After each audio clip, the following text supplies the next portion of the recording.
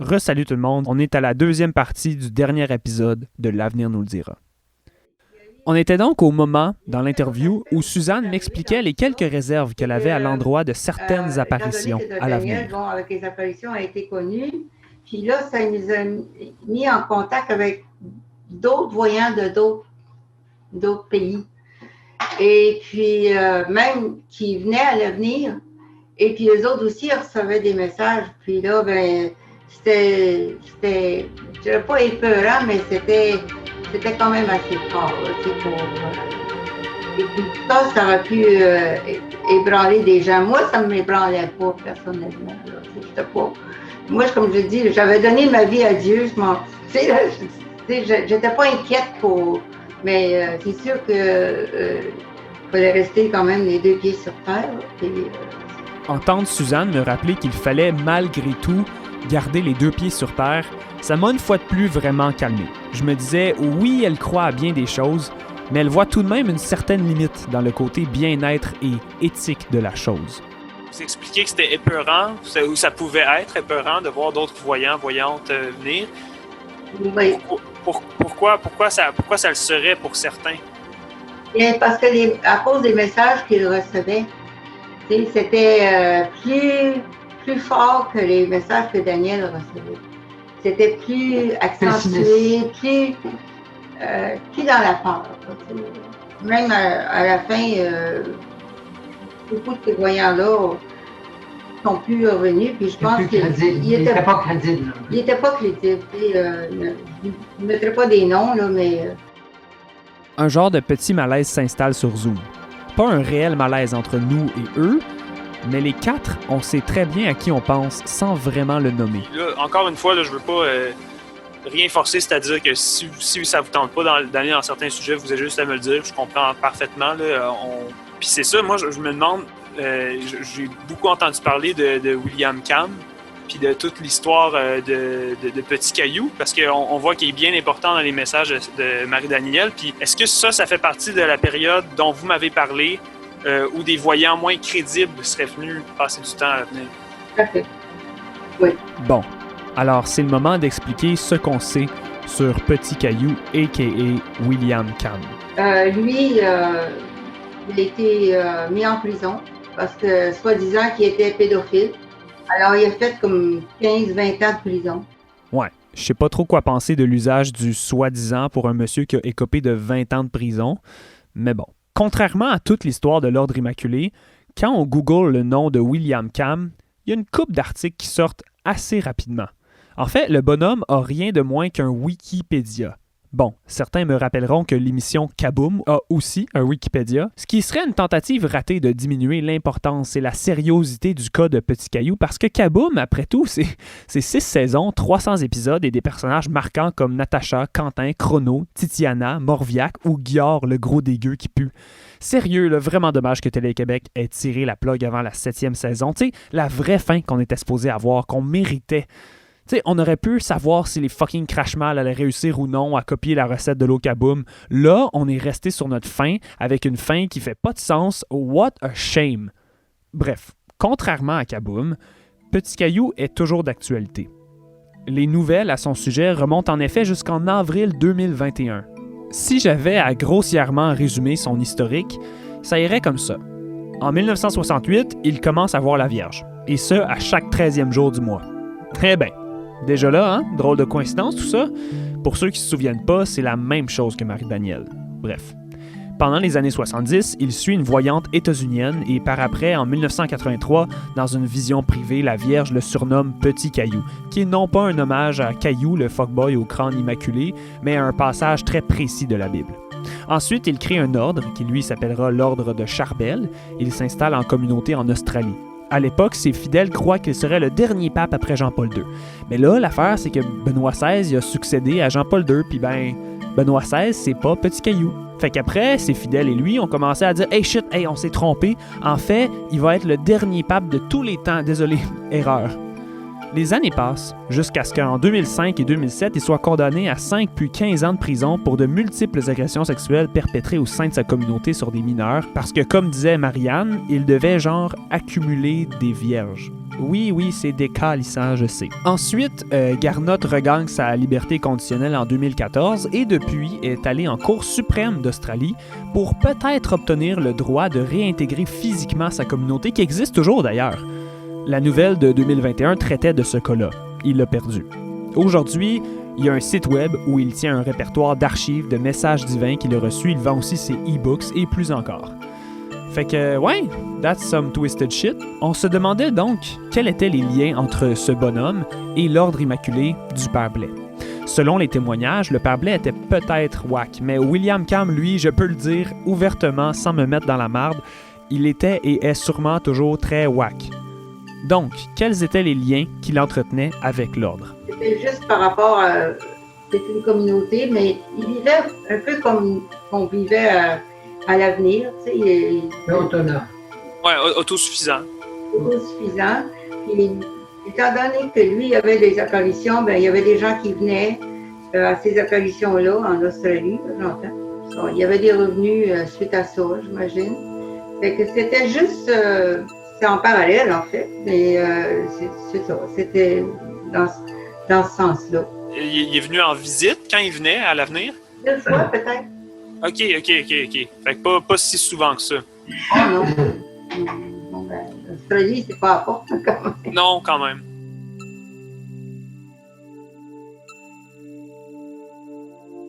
Selon les souvenirs de Suzanne, Creepy Garnot serait venu 1 ou 2 fois à l'avenir et pas plus. Sa version n'ajoutait pas beaucoup de détails. Je comprends que l'Australie, c'est pas à côté, mais Suzanne est tout de même allée 12 fois en Yougoslavie, et ce en 4 ans. On peut supposer que Petit Caillou serait peut-être venu plus que 2 fois.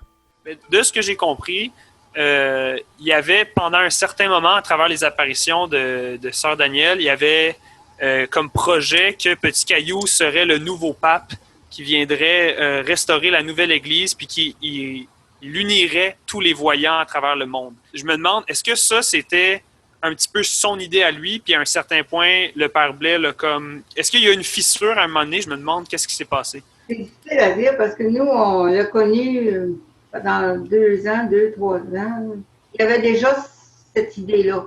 Est-ce que c'est la Sainte Vierge qui a dit? Probablement. Le Père Blais, ça?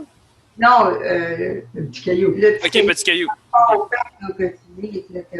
Fait que c'est un peu... moi, en anglais, on dit far-fetched, mais ouais. J'embarquais pas trop. OK. Ça l'a aussi été dit dans les apparitions de la Sainte Vierge à l'avenir. Donc, est-ce qu'il y aurait eu un lien? Est-ce qu'il en parlait à toute la communauté pour que ça se rediffuse? Je me demande comment l'information voyageait. Je ne sais pas comment ça... Vous vous souvenez pas? Non, je me rappelle. Okay. Je sais qu'il y avait des entretiens, mais je n'étais pas toujours là. Suzanne n'avait peut-être pas autant de détails au sujet de William Cam que ceux que l'on aurait pu espérer. Au moins, notre recherche dans les archives du CINR avait bien des choses à nous révéler. Je fouillais dans l'immense filière orange ayant pour titre Père Blais.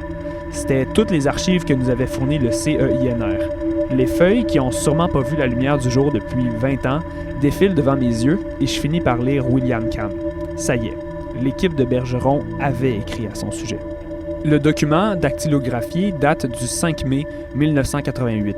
Les informations que j'allais lire dataient donc du tout début de l'Ordre Immaculé.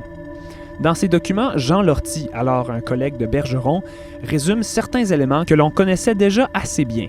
Ses visions, ses prophéties apocalyptiques qui mènent à rien, sa communauté, etc. Toutefois, d'autres éléments assez inédits dans leur précision ressortent de ma lecture. On explique que selon William Cam, il serait le dernier pape, mais non seulement ça, il aurait à ses côtés 12 apôtres répartis partout dans le monde. Ceux-ci suivraient ses messages et sa méthode à la lettre. Au Canada, on en retrouverait 3. L'abbé Bélanger, situé à Rimouski, Monsieur Joseph Arsenault, au Nouveau-Brunswick. Une note indique à ce sujet qu'à partir de 88, celui-ci se serait dissocié du Petit Caillou. Et finalement, le père Yves-Marie Blais, qui à l'époque n'était pas encore à l'avenir, alors Jean Lortie inscrit dans son document « de Montréal ». Le chercheur note aussi, je cite, « Chacun de ces apôtres est accompagné d'un ou une voyante, approuvée par le Petit Caillou. Madame Thérèse Mallette est associée au père Blais. » J'imagine donc que ce document fut produit juste avant la création de la communauté à l'avenir, ou du moins avant que Marie-Danielle devienne la voyante, disons, main event. En fait, Cam prétend aussi que seul lui peut faire le discernement entre les vraies et les fausses apparitions. Plus loin dans son document, le chercheur décrit avec précision la doctrine du gourou australien, qui s'avère ressembler beaucoup aux idées de Blais. On décrit premièrement la fin du monde dans 7 ans, ce qui correspond à la période de tribulation qu'André nous avait expliqué d'ailleurs. De plus, les femmes doivent porter le voile lors de la messe, les hommes ne peuvent pas porter de short et tout le monde doit aussi recevoir l'Eucharistie à genoux sur la langue. Ensuite, Jean Lortie décrit un peu l'ésotérisme qui entoure le personnage et son culte.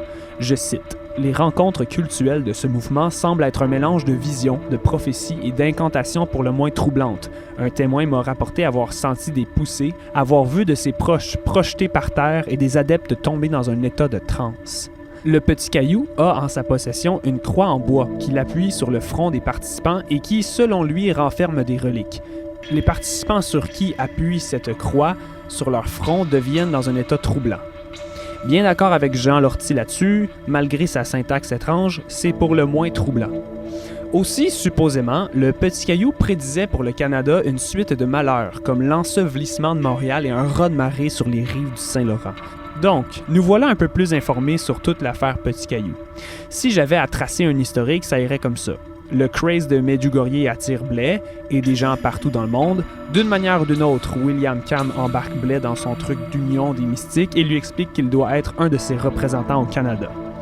Le gourou australien serait donc arrivé dans le décor autour de 88 et aurait influencé d'une manière ou d'une autre l'angle qu'a pris la communauté de l'avenir. Maintenant, combien de temps a duré cette collaboration douteuse? Eh bien, j'avais quelques indices. Selon les documents du CINR, on sait qu'elle a débuté autour de 1988. L'autre date où on peut associer les deux hommes, c'est dans cette vidéo, tirée du site web officiel de Petit Caillou. Peter II. On the white cross, I can see 2 flags. One of John Paul. Le décor est bucolique, on entend des oiseaux gazouiller, il a l'air de faire particulièrement chaud. William Cam porte une sorte de tunique brune avec une croix blanche sur le torse. C'est la même tenue que tous ses fidèles portent en Australie d'ailleurs. Il est agenouillé et il parle dans un micro. Au-dessus de sa tête, quelqu'un tient un parasol. La caméra tourne lentement et on voit une sorte de grotte recouverte de fleurs. Il fait chaud, on est à l'avenir en 1995. À ses côtés, le père Blais prie silencieusement. À part ça, on le voit quelquefois faire signe aux photographes de s'avancer ou encore de s'éloigner. Plus tard dans la vidéo, on voit une jeune femme qui se met à son tour à raconter des choses en anglais. C'est Marie-Danielle. D'ailleurs, elle se colle sur le front un petit objet en bois. C'est sûrement la fameuse relique. To truly accept the second coming of my divine Son. How can you welcome my divine Son in the world? L'autre date à laquelle on a accès, c'est la version de Marianne, qui, elle, me disait qu'elle avait peut-être croisé au tout début, lors de son arrivée à l'avenir. On se souvient qu'elle est arrivée en 1999. Est-ce que la collaboration entre lui et Blais était fondamentalement profonde? Ou les deux messieurs étaient juste globalement down avec les mêmes trucs? Peut-être avait-il aussi des désaccords? Je sais pas. Encore une fois, c'est difficile de savoir. On peut donc conclure qu'ils se sont fréquentés de 1988 à 1999 au max. Voici ce qui résume l'implication de ce personnage épeurant dans toute l'affaire Blais. L'autre dossier chaud que je voulais aborder avec Suzanne, c'est la chronologie des événements concernant la fin de l'Ordre Immaculé. Son regard sur cette période allait peut-être nous confirmer ou encore nuancer la version de Marianne. Je me demande, est-ce que vous, il y a eu un point de non-retour? Est-ce qu'il y a eu un constat, je veux plus être ici? T'es trop autoritaire. OK, c'est un dominant. Alors, il y avait trop d'autoritaire, puis je voyais trop d'injustice dans la communauté. La façon qu'ils traitaient certaines personnes. Ils les prenaient en aversion, là. Et moi, ça me pendait le cœur. Oui. Là-dessus, ce que décrit Suzanne correspond amplement au type de comportement violent que Marianne relatait. Pour ce qui est de la cause de ces excès, sa version collait aussi aux autres témoignages qu'on a entendus jusqu'ici. Suzanne sous-entendait que Blais avait des problèmes de santé mentale. Puis il disait des choses, puis il disait « Ah, j'ai jamais dit ça. » Il ne se rappelait pas. OK. Il disait des choses, puis il manquait de cohérence à un moment donné. Je voyais qu'il y avait une dégradation Oui, c'est sûr. Il y a des gens qui ont commencé à s'en aller, qu'ils ne pouvaient plus tolérer ce genre de comportement d'agressivité, des choses comme ça, là. Alors, les gens ont commencé à partir. Maintenant, pour bien décrire le climat hostile et les excès perpétrés par Blais, on avait mis la main sur une archive assez révélatrice qui agissait vraiment comme le dernier clou dans le cercueil de la réputation de ce groupe, mais surtout cet homme. Il s'agit d'un segment de l'émission The Magazine. L'épisode fut diffusé sur les ondes de CBC en 1999. Dans le reportage, on raconte l'histoire de plusieurs couples âgés qui ont tous subi des manipulations de Blais et s'en sont sortis très broke, soit psychologiquement et ou financièrement. Je ne vais pas tout résumer l'épisode parce que beaucoup d'éléments sont du déjà su et connu pour nous. J'ai remarqué assez vite que c'était le même pattern que les parents de Sophie au Céline, sauf que c'était au Manitoba. Where is this paradise? It's Father Blais community in L'avenir, Quebec, near Drummondville, where members take vows, wear habits, work, and pray. Blais claims heaven asked him to start the community. The communities are the place, protected place, given by heaven. Protected from disasters, Blais says will strike the earth. In this home video, he claims people who join his communities will survive and be delivered into the new era, where there will be a new pope, new bishops, and a place for Father Blais.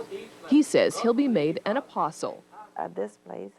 Blais croyait donc que les chrétiens allaient subir une persécution et qu'il fallait s'en protéger. Les parties les plus crunchy, c'est quand CBC nous montre des extraits vidéo de ses nombreuses conférences, dans lesquelles Blais cache aucunement le fonctionnement un peu malicieux de sa business. Sell your houses, bring the money, buy a land, and share. You are living in a community of sharing. Encore une fois, c'est pas une phrase épeurante à première vue. Je veux dire, vivre en communauté en partageant ses biens, c'est un peu le rêve.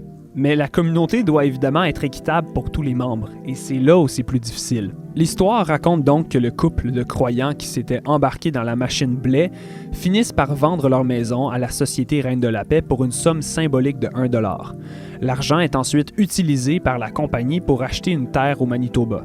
Cette terre, le couple de genre 70 ans auront à la défricher à la sueur de leur front. Non seulement ça, mais ils doivent payer 1 000 $ par mois pour habiter dans une roulotte sur ce terrain-là. Tout ça, c'est sans compter les multiples dépenses de fous qu'ils ont fait pour des réparations, des outils, d'autres maisons. C'est complètement insane. Pour inciter à donner autant, Blais leur promettait le paradis. Genre, littéralement. Après ça, on énumère quelques trucs particulièrement intenses qui m'ont pas tant surpris du personnage. Comme quand il a convaincu plein de ses fidèles de barricader leurs fenêtres toute une journée parce qu'une comète allait frapper la Terre et qu'il ne fallait rien voir. Mais le truc le plus surprenant de tout ce reportage, c'est lorsque l'on énumère l'ampleur du magot que Blais avait accumulé. In the meantime, Father Blais continues to attract members.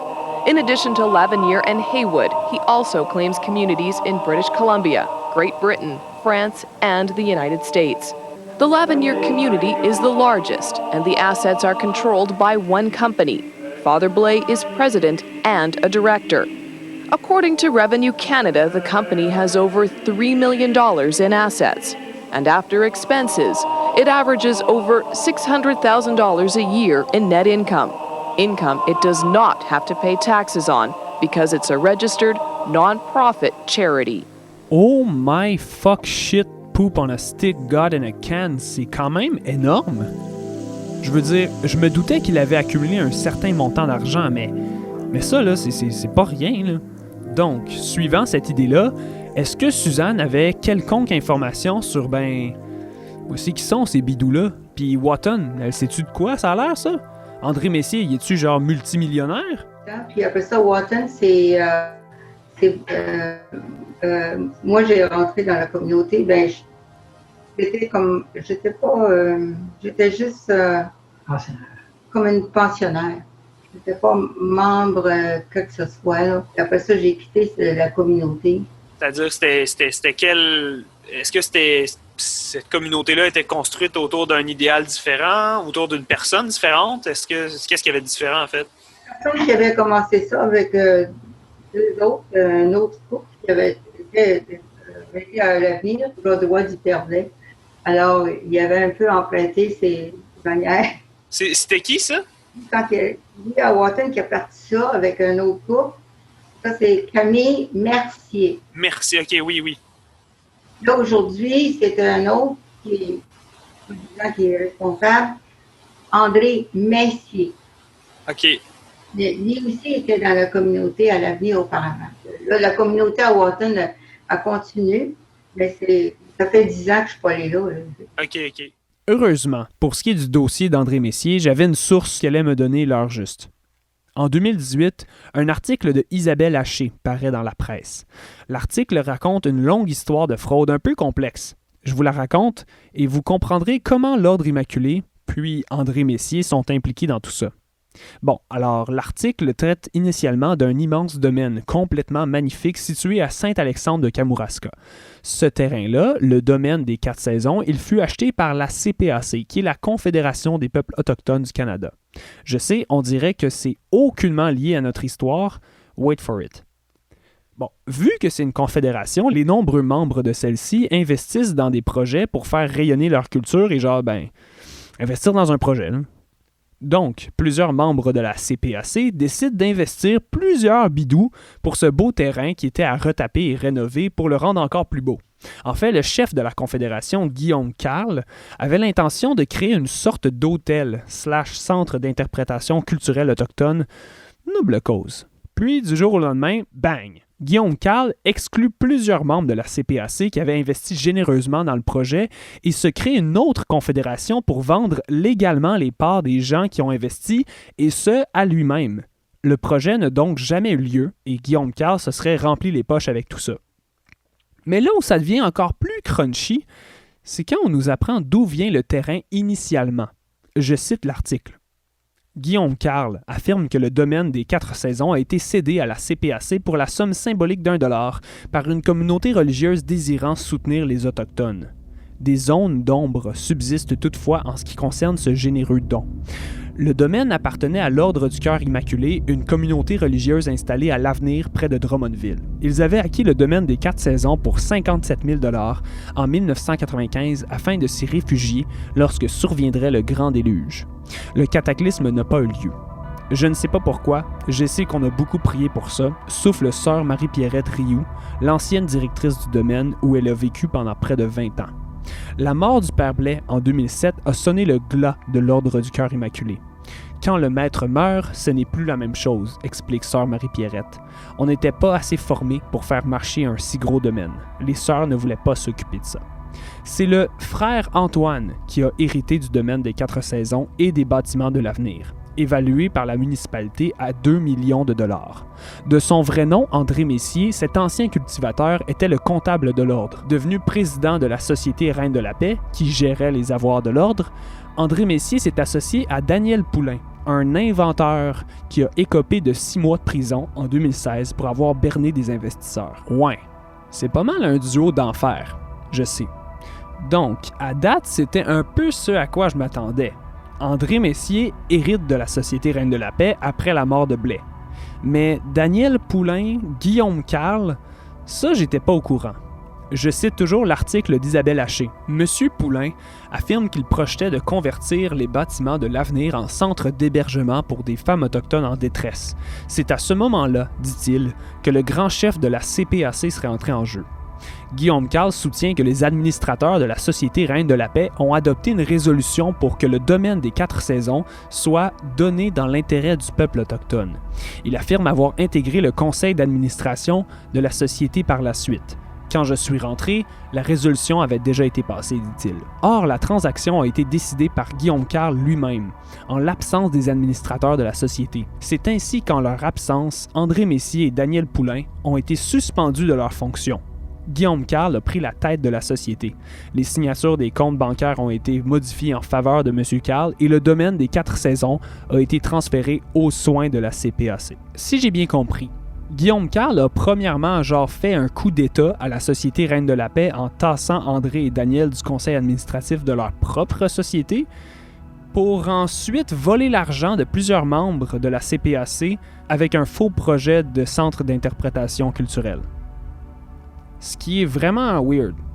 Isabelle Haché explique par après que l'autorité des marchés financiers enquête sur Guillaume Carle, parce qu'il utiliserait ce stratagème de faux projet depuis plusieurs années pour s'en mettre plein les poches. Il me semblait que tout ça était sketch. No wonder que le terrain à l'avenir fut à moitié abandonné pendant plusieurs années. C'est comme s'il n'y avait jamais vraiment eu un seul propriétaire stable connu des gens. Au final, André aurait donc été la victime d'un fraudeur plus qu'autre chose. Il se serait fait avoir par Guillaume Carle et aurait genre tout perdu. Je veux bien croire, mais comme... Vraiment tout perdu? Genre, les potentiels millions du père Blais, ils se seraient tous alignés dans les poches à Carle. Si oui, je comprends pourquoi on enquête sur ce monsieur. Sinon, je me dis que la version de Marianne explique peut-être cela. Comme elle me disait, il y a peut-être une couple de personnes qui sont parties avec une part du gâteau lors de la mort du père Blais. Je voulais clarifier ce dossier-là pour de bon. Je trouvais ça limite malhonnête de parler autant d'André Messier sans jamais avoir essayé de lui parler directement. Selon l'article de la presse, Guillaume Carle était pas mal louche et avait le muscle de la fraude bien huilé. Mais le rôle d'André n'était pas clair. J'ai rapidement googlé son nom et je suis tombé sur un avis de décès d'un monsieur avec un nom que je ne connaissais pas. L'avis de décès datait de 2019. Je comprenais pas trop pourquoi Google me donnait cette page. Je fais défiler l'écran et je lis ceci. Monsieur X laisse dans le deuil la famille des cœurs de Jésus et Marie Wotton. Je lis aussi un numéro de téléphone. Ensuite, on énumère des noms qui sont, je soupçonne, des membres de la famille. Je finis par lire André Messier et en parenthèse après son nom, on lit « supérieur ». J'ai appelé.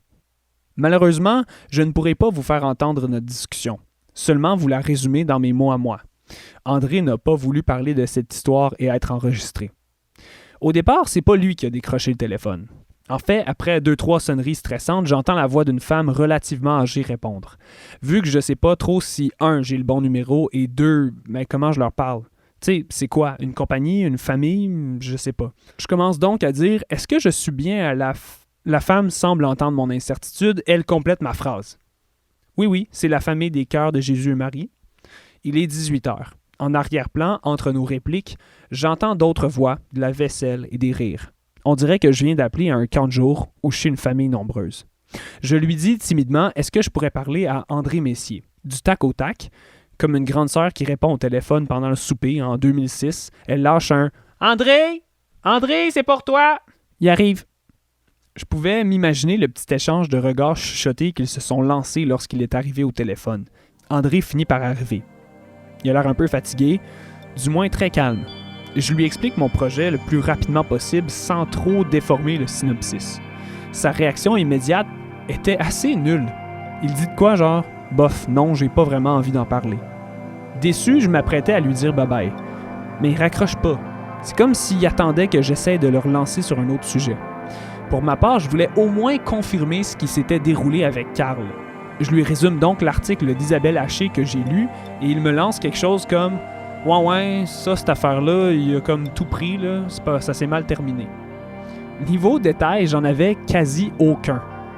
Il avait l'air vraiment blasé de cette histoire, comme si elle ne l'intéressait tout simplement pas. Je lui répète donc mon hypothèse. Alors, monsieur, vous me dites qu'après votre démêlé avec Guillaume Carle, vous auriez tout perdu de la Société Reine de la Paix, c'est ça? Lui de me répondre de quoi du genre, ouais, pas mal. Comme s'il s'en souvenait même pas. C'était un appel assez, disons, queue de poisson.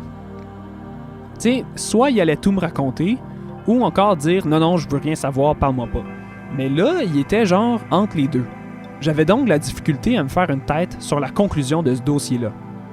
Une chose est sûre, s'il a gardé de l'argent pour lui, c'était pas pour se payer un manoir, un yacht, 3 chow-chow pis des pitounes.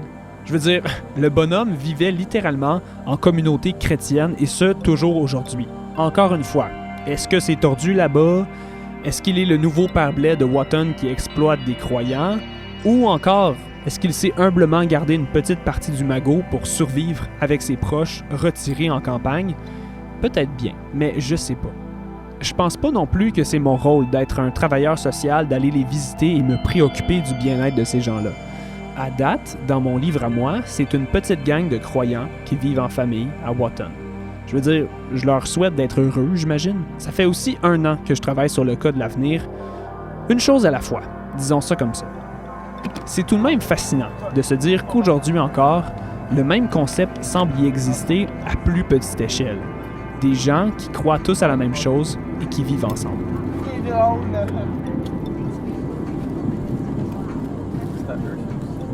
Une autre chose qui, selon moi, était impérative, c'était de se rendre une bonne fois pour toutes à l'avenir.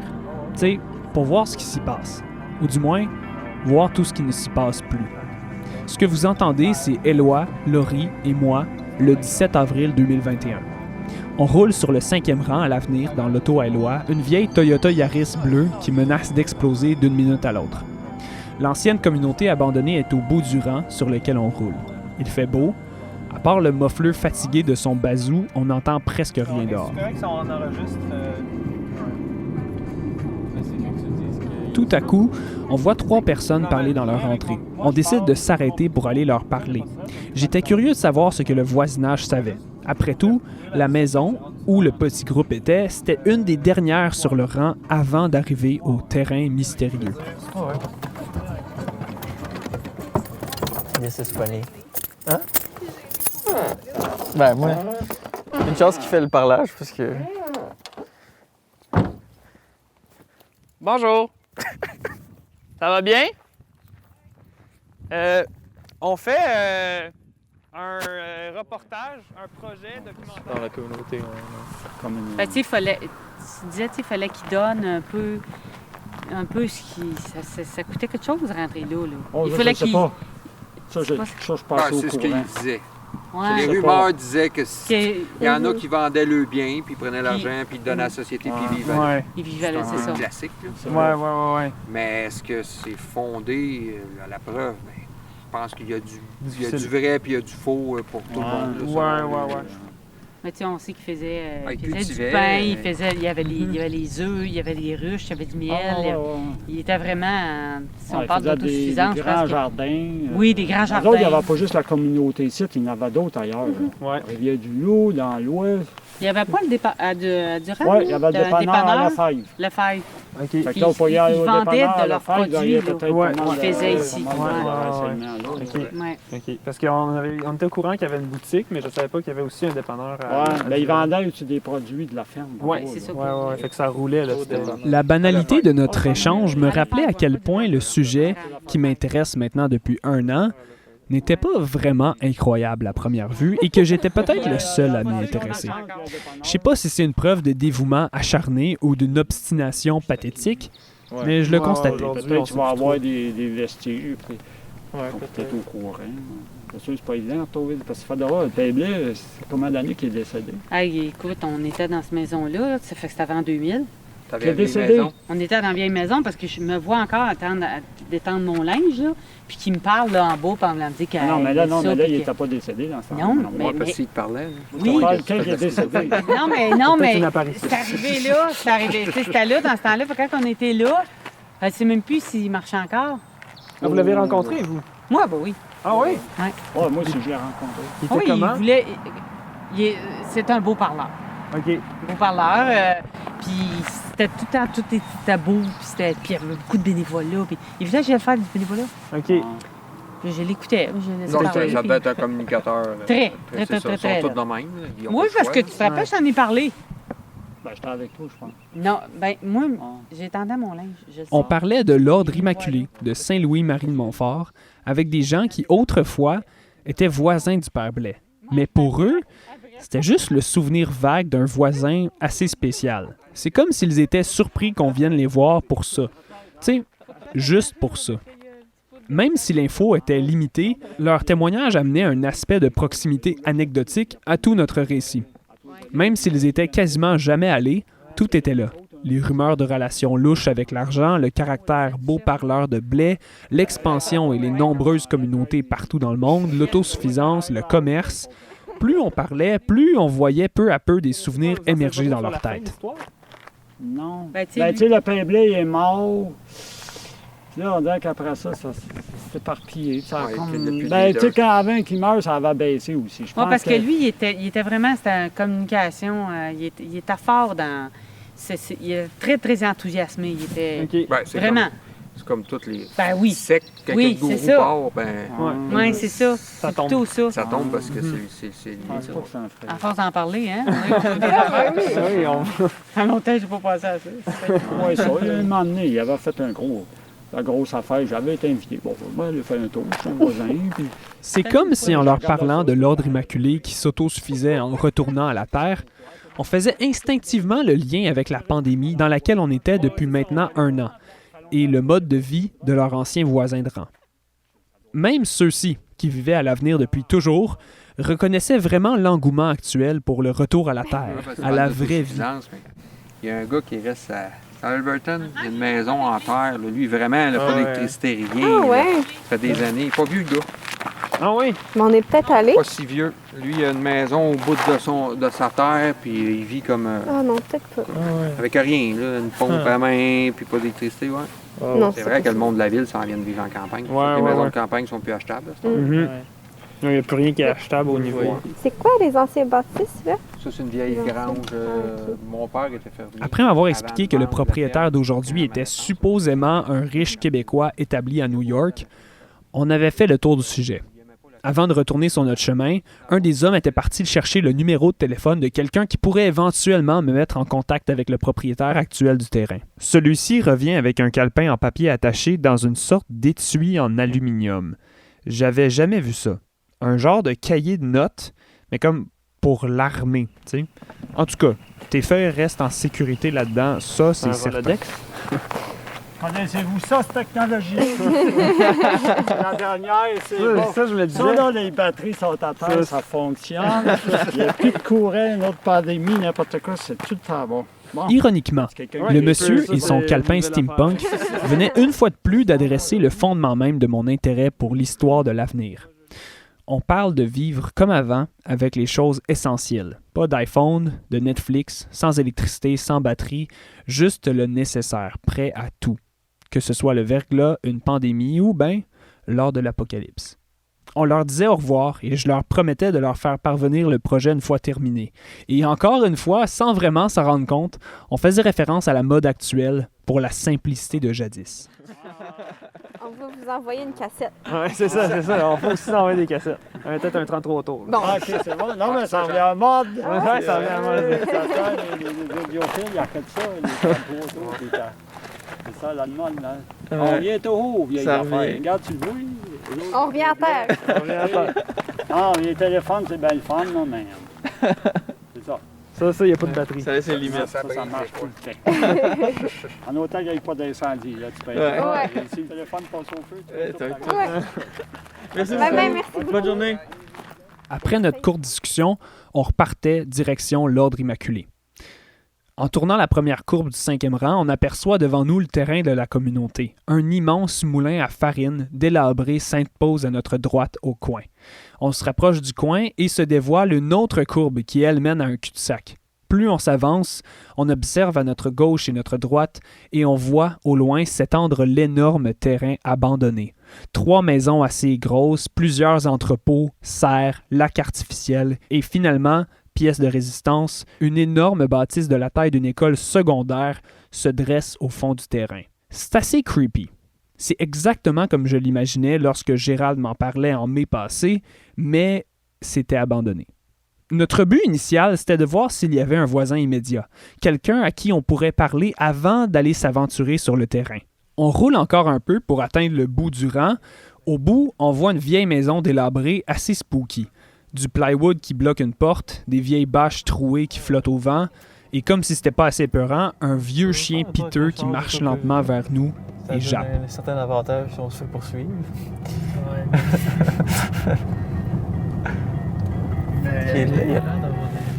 Peut-être qu'il y a quelqu'un là. Oh, il y a un esti de gros doge. Il y a un gros doge? Oh, tabarnak, oui. Gentil, oh, tabarnak. C'est un peu épeurant. Normalement, le propriétaire serait sorti en ayant entendu le chien. Ouais. Je pense qu'on est peut-être mieux d'aller vers là. Ouais, en effet. Le doge, il suivra pas. Il va penser qu'on est parti. Après un bout de temps, personne ne sort de la maison, même si le chien jappe. On décide donc d'aller explorer par nous-mêmes. On rembarque dans l'auto et on se redirige vers le terrain de l'ordre. On sort de l'auto, on a le temps de faire quelques pas et observer la première bâtisse de notre visite, la conserverie. Oh my God! C'est genre, tout leur canage, genre. Mais rapidement, notre visite fut interrompue. Allô? Allô? Oh my God, OK. I guess qu'on va venir. Ah, peut-être qu'il appelle le... Ouais, je vais aller le voir. Peut-être qu'il est comme... il appelle le proprio. Ouais.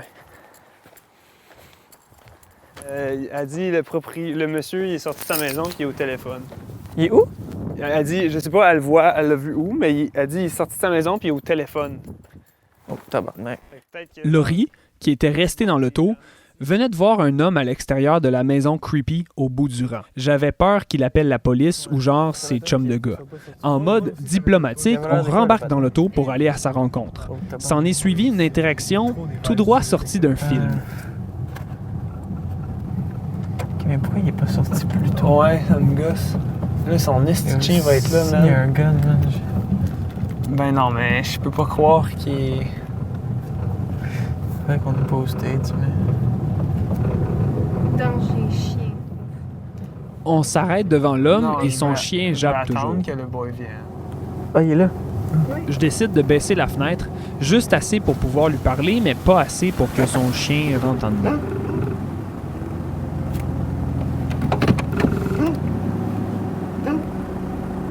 Aussitôt la fenêtre ouverte, on réalise que ce n'étaient pas les fenêtres du char à Éloi qui étaient bien isolées, mais que le vieux cabot avait juste plus de voix. Ça rajoutait à la scène, disons. L'homme se rapproche, il y a un long moment de silence, il parle au téléphone et ne semble pas comprendre on est où exactement. Soit il est vraiment piste, ou il turns out il va être fucking joyeux. Bonjour! Ça va bien? Je me demandais, est-ce que vous connaissez le propriétaire des lieux actuels là-bas? Lieux là-bas? Oui. Là? Oui. À sec, là? Oui. À sec qui va être avant pour les taxes, là? Oui. Oui. Puis je me demandais juste si vous connaissiez le propriétaire, on aimerait juste visiter.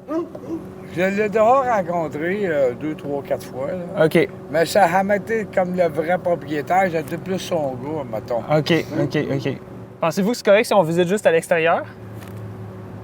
Moi, d'après moi, oui, mais il y a des caméras, mais regarde, tu t'en vas pas là voler. Non, en effet, on fait un projet, on fait un documentaire sur ça. Ouais, pour Drummondville, quoi. Ouais, ben ça va être diffusé sur Internet, mais c'est comme un projet sur l'histoire de cet endroit-là. Eh, Chris, hein? Ouais, c'est toute une histoire. Toute une? Vous êtes intéressé à ça, vous autres? Ouais. On voulait juste se promener, puis là, on a vu que vous étiez sortis. Je voulais pas que vous pensiez qu'on venait casser, là, où je sais Ouais, Chris, hein. Ici, mon chien t'aurait sauté dessus. Puis... Ben, c'est ça, j'avais peur un petit peu. Je voulais m'assurer que... Bon, OK, super. Vous pouvez aller voir, OK. Il y a une place pour pas... Ah, ouais, là, comment t'es habillé, là. C'est mieux de te mettre des bottes d'un pied, je te le dis, il va pas là en running shoe. OK. Il y a de la couleuvre, puis il y a de la sangsue. Ouais. Ah, madame? Ouais. Les petits bébés ne mangent pas les grosses, là. C'est vrai. Ouais, ben, vous pouvez aller voir, il y a des caméras, OK. mais vous n'allez pas là pour voler, il n'y a plus rien à voler. Ouais, non, c'est ça, ça a pas mal l'air vide. OK, super. Merci beaucoup. Je n'ai pas donné la permission, mais j'ai rien vu. Ah, exactement. Je serai aveugle. Exactement. OK, gars. Salut! Il semblait pas savoir grand-chose sur la communauté ni le terrain, à part qu'il serait supposément à vendre pour les taxes. C'était un échange stressant et tendu, mais en même temps un peu absurde. Maintenant qu'on savait qu'il nous en voulait pas et qu'il était bien gentil, c'était le temps d'aller se promener sur le terrain de l'Ordre Immaculé pour vrai. On était donc de retour à la conserverie. Rapidement, en faisant le tour de l'immeuble, on voit une grande porte ouverte. Ah oui, ça, c'est On l'a vu tantôt, il y a comme plein de pots maçons. Tu peux juste peek C'est d'eau. creepy. C'est floodé. C'est la conserverie que... On en a déjà entendu parler plusieurs fois. Éloi et moi avions eu le temps de voir à l'intérieur de celle-ci la première fois. Laurie, quant à elle, venait tout juste de voir la scène. Je vous la décris. Vu que le terrain est en pente, la pièce se situe genre au sous-sol de l'immeuble. En tournant le coin, on voit une scène digne d'un film post-apocalyptique.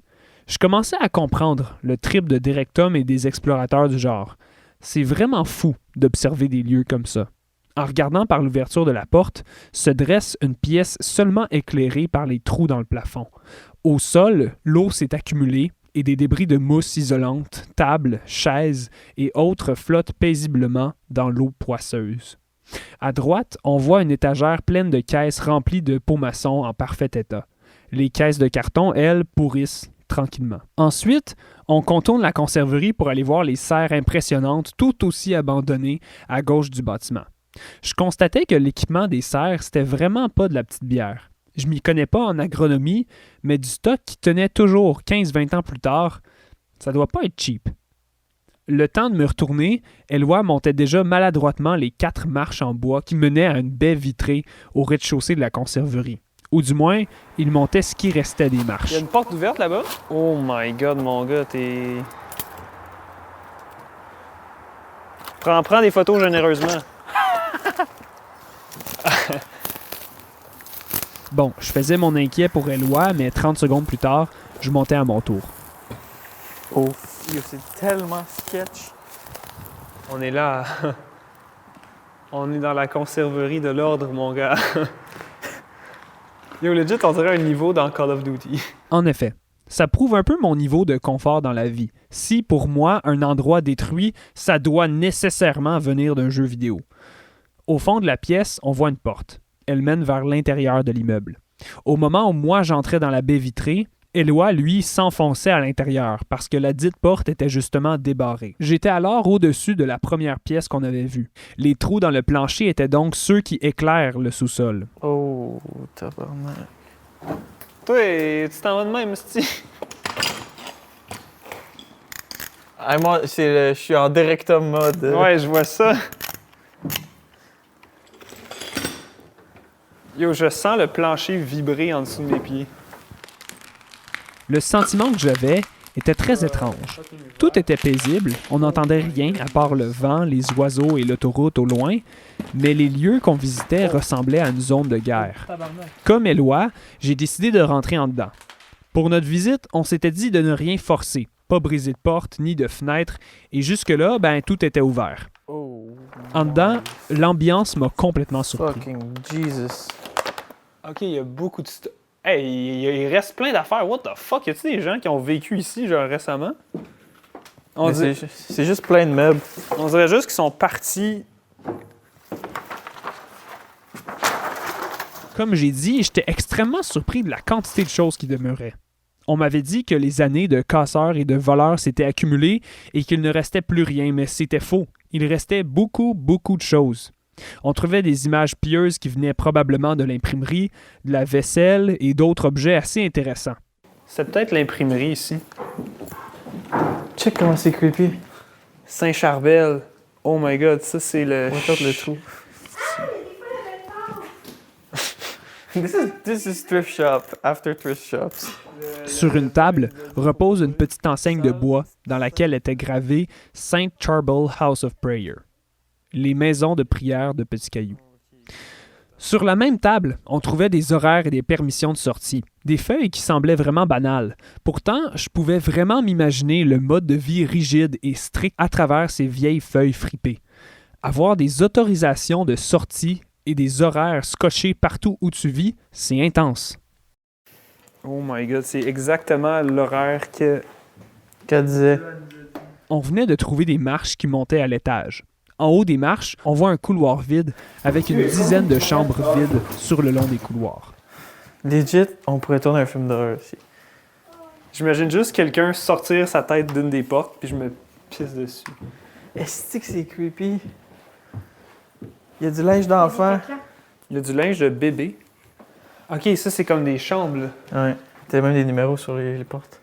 Oh my god, le cadre de chat me glace le sang. Oh my god, la basinette, Josh. Il y a de quoi de fucké de voir des lieux qui ont déjà... Ouais, c'est fucké. C'est déserté, genre.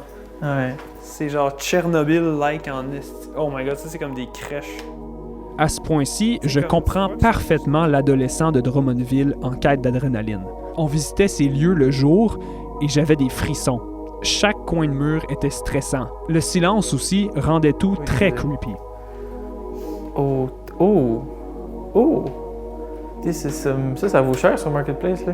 Non. Oh! Medjugorje! Oui, c'est ça. Je mettais en relation le témoignage de Marianne et les pièces vides que je visitais. J'imaginais très bien des familles quittées, incognito la nuit, en laissant derrière eux toutes sortes de choses. Des lits, des jouets, des affiches, des vêtements, des bibelots, des souvenirs. Toutes ces choses font juste attendre dans le silence de ces pièces vides depuis maintenant 20 ans. C'était ça qui était surréaliste. C'est comme si on entrait dans une maison pendant que les occupants étaient partis au restaurant en laissant tout derrière eux, mais depuis 20 ans. Après être sorti de la conserverie, je regardais autour de moi et je constatais une chose. Tout ce qu'on venait de voir n'était qu'un des bâtiments. Après vérification, je dirais qu'il y en a 11 immeubles sur le terrain de l'Ordre Immaculé. 11. Malheureusement, on n'a pas visité d'autres bâtiments lors de notre visite, simplement parce que ceux-ci étaient complètement barricadés. Comme on s'était dit lorsqu'on était arrivé sur les lieux, on ne force rien. On a donc décidé d'aller faire le tour du manoir Mr. Burns, puis ensuite d'aller à la fameuse grotte, là où les apparitions se déroulaient. Seulement faire le tour du manoir était suffisant pour que l'on constate l'ampleur de l'immeuble. C'était énorme. Je pouvais facilement m'imaginer les millions de dollars de matériaux qu'une telle construction nécessiterait. La petite marche de 15 minutes entre chaque installation était assez paisible et assez longue. Ça donnait donc vraiment l'impression d'être dans un petit village abandonné. Avant de s'en aller, on s'est dit qu'on pourrait aller voir l'énorme rocher où trônaient autrefois les 3 croix de métal. Arrivé au rocher, on aperçoit des marches qui mènent jusqu'en haut. Tout en haut, Éloi trouve un futon ainsi qu'un pit de feu, sûrement installé là par des visiteurs clandestins. C'est nous autres les 3 croix, c'est.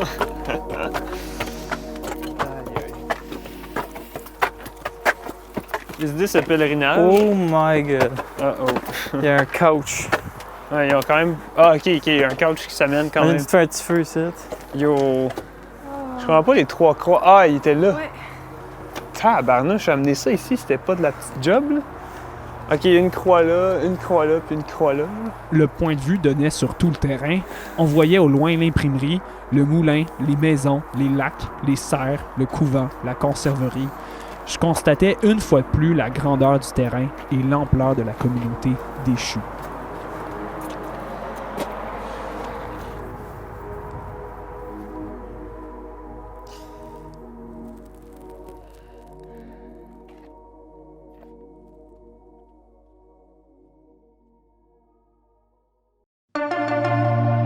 Un an s'est écoulé depuis le début de la pandémie et depuis le moment où j'ai commencé ce projet. Selon moi, cette corrélation n'est pas un addon. Au départ, je me suis intéressé à cette communauté parce que j'avais le temps, la PCU et un sujet crunchy. Mais rapidement, j'ai compris que ce qui animait ma recherche, c'était le simple fait que ce village autosuffisant avait existé il y a de cela une vingtaine d'années seulement. C'était une histoire pleine de mystères, certes, mais aussi pleine de pertinence. C'est une histoire qui parle du vivre ensemble, de la foi et des temps de crise. D'aussi loin je me souvienne, le futur me rend un peu anxieux. La limite des ressources naturelles de la Terre est lentement mais sûrement atteinte à cause de la manière dont la société est organisée. Puis ça me fait un peu peur. Tu sais, quand l'émission phare de ta génération, c'est des Canadiens dont Guy Jodoin qui sont envoyés dans l'espace pour trouver une nouvelle planète parce que celle sur laquelle on est en décrépitude, ça te fuck la notion d'un futur prometteur. La pandémie m'avait personnellement donné le temps d'un peu respirer et réfléchir à l'avenir avec un petit A. J'ai fini par tomber sur cette histoire mystérieuse à l'avenir qui résonnait beaucoup avec mes questionnements sur l'avenir. Chris, c'est mêlant, mais vous comprenez. Je constate actuellement autour de moi un engouement pour l'agriculture nouveau genre, l'autosuffisance ou encore un mode de vie plus en phase avec la nature. Force est d'admettre que les gens de la ville qui retournent en campagne pour ces raisons-là ont la plupart du temps déjà goûté au confort que pouvait leur apporter la société de consommation. De plus, la mode qu'on voit apparaître est une version assez romantisée de la vie agricole. C'est une agriculture plus raffinée qu'on met de l'avant. On vend des savons bio à 8$ la barre et des tomates fancy qui goûtent la fleur. J'ai rien contre ça, ni les gens qui participent à ce marché. J'hésite seulement à appeler ça une vraie alternative au capitalisme. Ces domaines ont peut-être l'air enchanteurs, simples et accessibles, mais les réalités frappent assez vite et on constate que ce move-là n'est pas fait pour tout le monde. Tu sais, la majorité d'entre nous ne peut pas abandonner ses conditions actuelles pour essayer de vivre une vie alternative comme ça, pour le fun, sans avoir à faire un réel plan d'affaires et une étude de marché. En plus, les maisons de campagne et les terrains ruraux se font de plus en plus dispendieux. Ça, c'est sans compter le fait que ces terres-là ont à la base une histoire coloniale. Que ce soit une communauté religieuse qui se prépare pour la fin du monde ou une bande de néo-ruraux qui troquent la van life TM pour la région, tout ce beau monde continue d'occuper des terres qui sont revendiquées par des peuples autochtones qui en ont été dépossédés par des années de colonialisme. Bon, je présume que je vous apprends rien. Je dis pas ça juste pour sonner woke et empathique. C'est surtout que, si on veut trouver une alternative, faudrait peut-être commencer par celle que ces gens-là nous proposent. On gagnerait beaucoup à s'en inspirer de leur rapport à la Terre. Pas juste de les écouter, mais leur laisser la place qu'ils revendiquent. Après tout, le système dont on veut se sortir, c'est le même qui a volé leur terre pour s'ériger en capitalisme colonial. Ce que j'essaie de dire, c'est que pour l'instant, vivre d'autosuffisance écolo, local, bio, vegan en 2021 semble plutôt être un truc d'hipster bourgeois blanc qu'un réel mouvement généralisé et accessible qui pourrait tous nous sortir de la merde dans laquelle on est. Une chose est certaine, un jour, peut-être bientôt, les conditions seront telles qu'on sera tous et toutes forcés à lâcher prise du confort que nous procure la société et que le capitalisme s'effondrera parce que la Terre sera scrapée de ses ressources comme le fond d'un bol de Quaticook double chocolat. Dans ce contexte-là, réfléchir de manière critique sur les alternatives devient essentiel. Plus encore, il faut les créer ces alternatives-là. Mais comment, me direz-vous? J'ai pas la réponse. Mais je pense que l'histoire de l'Ordre Immaculé peut nous permettre de comprendre ce qui peut être fait et surtout ce qu'il ne faudrait pas répéter.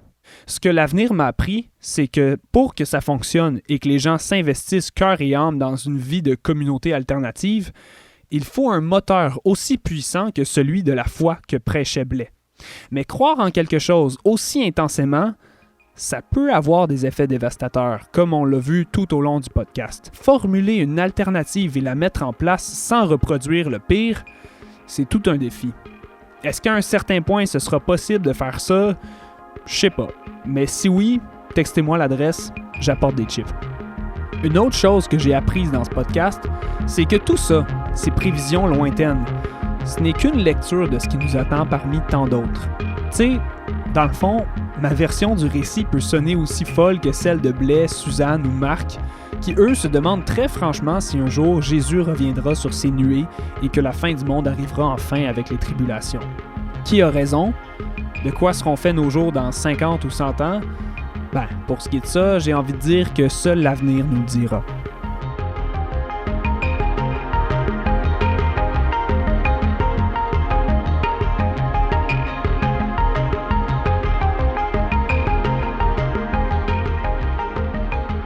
L'avenir nous le dira est une production de moi. J'aimerais dire que c'est Spotify ou Radio-Canada, mais si c'était ça, sûrement que mes choix à la SAQ iraient au-delà du Don Simon. J'aimerais tout de même remercier bien des gens qui m'ont aidé à compléter ce projet. Durant ce podcast, vous avez entendu la musique d'Alone Express, Benedek, Ukukut, Vito Ricci, Sous-Système, Cricor, Ulix, ainsi que plusieurs morceaux issus de la boîte de musique Lily Record. Un énorme merci à ceux-ci pour leur générosité. Si jamais vous vous demandez quelle tune précisément ont joué tout au long du podcast, référez-vous au site web ou encore au Instagram. Merci à Hugo Janson pour tout ce qui est image et design, le résultat est trop chaud. Merci à Morgane Ali pour ton aide avec le site web, c'est très apprécié. Merci à Michael Meunier-Bisson pour tout ce qui est montage. Merci à Loi pour ton temps, tes idées, le Saint-Hubert en revenant de l'avenir et les réflexions que tu provoques chez moi. Merci à Laurie pour tes lifts, tes nombreuses heures à m'écouter répéter mes épisodes en hochant de la tête et pour ton support généralisé. Merci évidemment à vous, cher public. Si jamais vous avez adoré et voulez d'autres projets du genre, sachez que votre support peut aider tout ça.